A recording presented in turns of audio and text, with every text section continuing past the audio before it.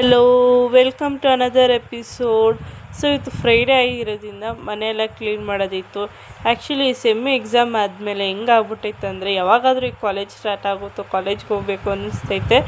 ಮನೇಲಿರಬೇಕಾದ್ರೆ ಕಾಲೇಜ್ಗೆ ಹೋಗಬೇಕು ಅನಿಸುತ್ತೆ, ಕಾಲೇಜ್ಗೆ ಹೋದರೆ ಮನೆಗೆ ಬರಬೇಕು ಅನಿಸುತ್ತೆ. ಏನೋ ಅರ್ಥನೇ ಆಗ್ತಾಯಿಲ್ಲ.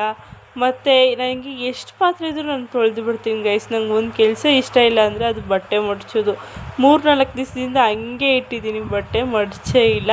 ಸೊ ನಿಮಗೆ ಯಾವ ಕೆಲಸ ಮಾಡೋಕ್ಕೆ ಇಷ್ಟ ಇಲ್ಲ ಅಂತ ಹೇಳ್ಬಿಟ್ಟು ಕಮೆಂಟಲ್ಲಿ ಹೇಳಿ. ಮತ್ತು ಬಟ್ಟೆ ಎಲ್ಲ ಮಡಚಿಟ್ಟು ಫ್ರೆಶಾಗಿ ಬಂದೆ, ಬಿಸಿ ಬಿಸಿ ಒಂದು ಲೋಟ ಕಾಫಿ ಕುಡಿದೆ. ಕಾಫಿಗೆ ನಾನು ಈ ನಡುವೆ ಅಡಿಕ್ಟ್ ಆಗಿಬಿಟ್ಟಿದ್ದೀನಿ ಅಂತಲೇ ಹೇಳ್ಬೋದು ಮನೇಲಿದ್ದು. ಮತ್ತು ಫ್ರೈಡೇ ಆಗಿರೋದ್ರಿಂದ ಪೂಜೆ ಮಾಡಿದೆ. ದೇವ್ರ ಮೇಲೆ ನಂಬಿಕೆ ಇಟ್ಟು ಒಂದು ಮಾಡಿ ಗೈಸ್. ನಿಜ, ಇವತ್ತು ಇಲ್ಲ ಒಂದು ದಿವಸ ನಿಮಗೆ ಫಲ ಸಿಕ್ಕೇ ಸಿಗುತ್ತೆ. ಸೊ ಹಾಗೆ ಸ್ವಲ್ಪ ಹೂವು ಕಟ್ಟೋದಿತ್ತು, ಅದನ್ನು ಕಟ್ಟಿಕ್ಬಿಟ್ರೆ ಇವತ್ತಿನ ಡೇ ಮುಗೀತು.